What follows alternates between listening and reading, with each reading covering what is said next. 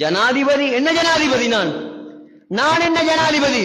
Abu Ubaida ரலியல்லாஹு ஓடி வந்தான். உடுப்புல 11 ஓட்டை இருக்குது. எத்தனை ஓட்டை? சுப்ஹானல்லாஹ். ஒரு ஓட்டையோட நாங்க உடுப்பு போடுவோமா?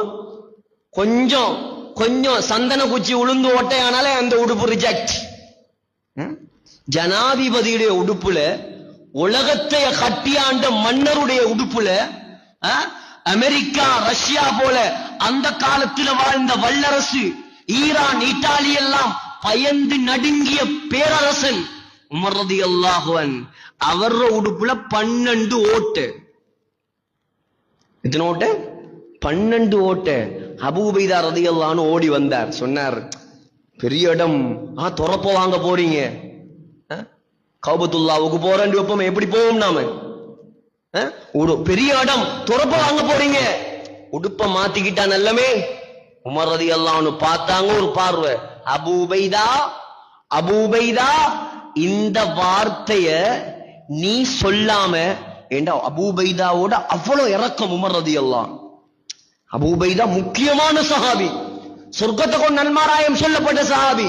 அபூ பக்ரின் ஃபில் ஜன்னா, வ உமரு ஃபில் ஜன்னா, வ உஸ்மானு ஃபில் ஜன்னா, வ அலியுன் ஃபில் ஜன்னா, வ தல்ஹத்து ஃபில் ஜன்னா, வ சஅதுன் ஃபில் ஜன்னா, வ சயீதுன் ஃபில் ஜன்னா, வ ஸுபைரு ஃபில் ஜன்னா, வ அப்துர்ரஹ்மான் ஃபில் ஜன்னா, வ அபூ உபைதா ஃபில் ஜன்னா.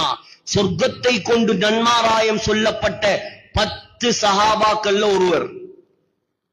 உமர் ரலியல்லாஹு அன்ஹு மௌத்தாறதுக்கு முன்னால் அவர் மௌத்தாகிட்டார். என்ன நோய்?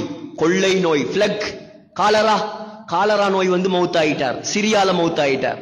அவங்களோட கபர் இருக்குது, ஜோர்டான்ல இருக்குது அவங்களோட கபர். சகோதரர்களே, உமர் ரலியல்லாஹு அன்ஹு சக்கராத்துல சொன்னாங்க, அபூ உபைதா மட்டும் உயிரோட இருந்திருந்தா அவரைத்தான் நான் அடுத்த ஜனாதிபதியா நியமிப்பேன்.